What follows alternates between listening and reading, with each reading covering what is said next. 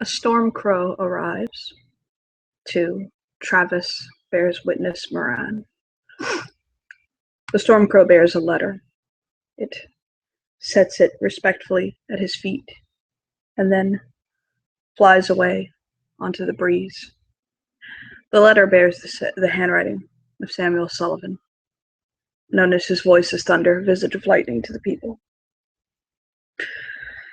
The letter is fairly thick, written on a nice paper with inks, not typed. If a bears witness bends down to pick up the letter, opens it, he sees that it starts off with a respectful greeting. Good day to you, bears witness Ria. Below are my accounts on my dealings, my opinions of Alan Stewart, Antonio, and the others of Memento Mori. He goes on to say, I write this letter with a heavy hand.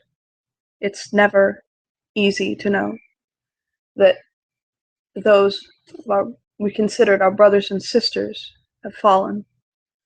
I consider it almost a personal loss. Antonio was, I'd like to believe, someone that I looked up to, and he gave me the name Visage of Lightning, which I believe fits me, as do others. I bear the name out of respect for what he was. For what he's become, well, I'll save that for a later day. I'll start with Alan Stewart.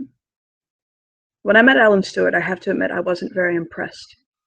He seemed as though he had possessed a dedication to the ideals of Gaia, but that his execution, seeing out those ideals, were less than exemplary. It seemed as though he put too much personal weight and conflict into his duties.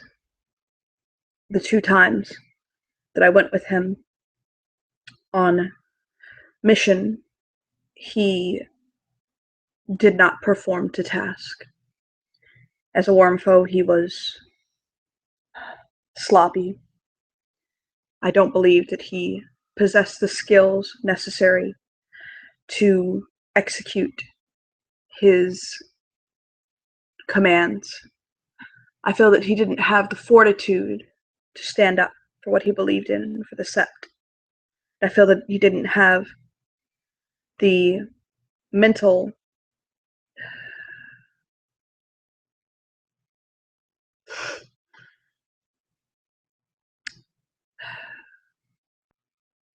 you see that there's a pause on the page. There's a dot where you imagine that he tapped his pen several minutes, searching for the right word. Faculties? No, that's not it. Fortitude? He just used that when he doesn't want to use it again. English isn't his first language, but he thinks about it for a moment. And then he says, insight. I don't believe he had the insight to perform these tasks. My opinion of him is that he is paranoid, that he is short-sighted, a bit neurotic, that he seeks to please to the point of being at fault to it, that he will fail in trying to please. His heart is weak, and it's compassion. He has a weak compassion, not the compassion of a warrior. He has a sycophant's compassion. He doesn't have the ability, in my opinion, to see things through. There are several times in which I asked him to follow up on things that I needed him to do, or that he had asked me to do, and I was merely trying to follow up on my end. From what you told me, that you had sent him to get closer to Joyce, and to spy on her. I can see how this led to his downfall. I was afraid at the time that would be a risk, but I had misplaced trust in the man. I thought that his good heart and his connection to Pegasus would keep him on our side.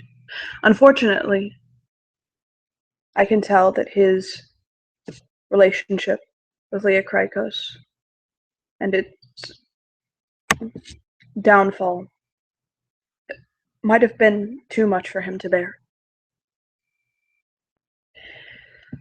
I hope that for Leah's safety that he still maintains enough care for her, that he does not seek her out. I believe in his unpredictable state, he could be a grave danger to her and to those that she cared about. But as I said, my initial assessment of him is that his weaknesses are that he's neurotic, he's short-sighted, he has very poor temper, he, in mindfulness, what he's trying to project is in fact unsureness. It would be very simple to get under his skin. Antonio. Antonio cares much for his family, I believe. I do believe that he loves his wife and his children. I'm concerned as to whether he willingly went to the worm's side, with so much on his shoulders, and the way I saw him, I fear that he was taken by the worm. But I will not disregard the fact that he could have in fact fallen.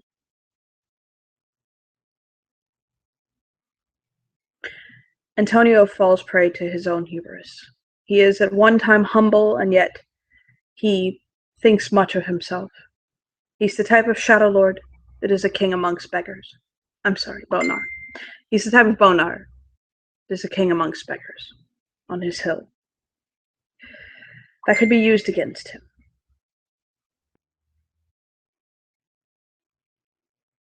It's very clear, out of game, as a pause, that Sam is reluctant to give information on Antonio, to speak of him.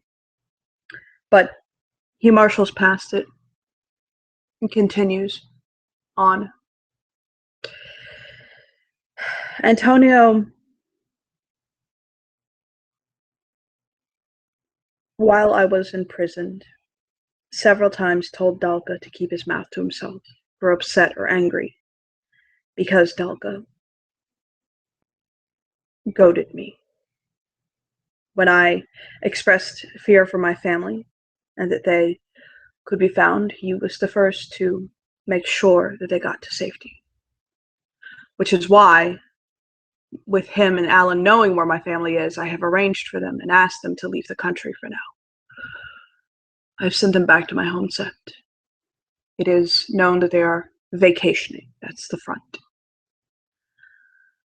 But my assessment is that he is either a capture or something pushed him over the edge. I don't believe that he would have been in his right mind.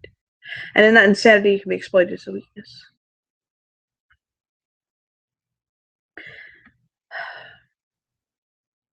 My assessment of Antonio's weaknesses are that he is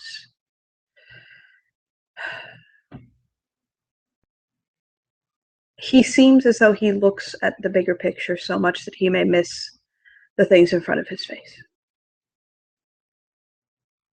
He, again, is a king amongst beggars. He has much pride, and pride does cometh before the fall. He has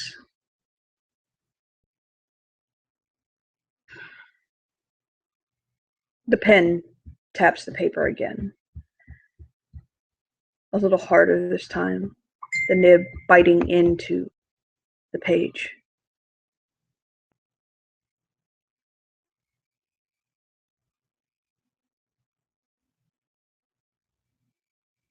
I don't think that Antonio would fare well with ranged combat.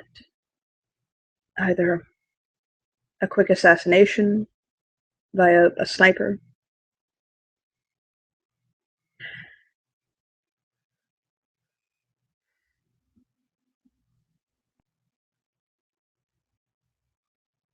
perhaps Miss Krykos' bow. Something to this effect. As for the rest of the members of Memento Mori, the only one that concerns me is Snow, but for different reasons. I do not know if Snow is in league with the Worm or not, but I do know that he is rash, reckless, and mad. It is said that the Silverfangs have fallen prey to their own follies. I can neither confirm or deny this, nor will I even entertain such mockeries against the nobles among us. But I will say that as far as my concern goes, Tom himself is racked with madness. And that is a madness that is a weakness in and of itself. He is impatient. He is, as I said, reckless, brash.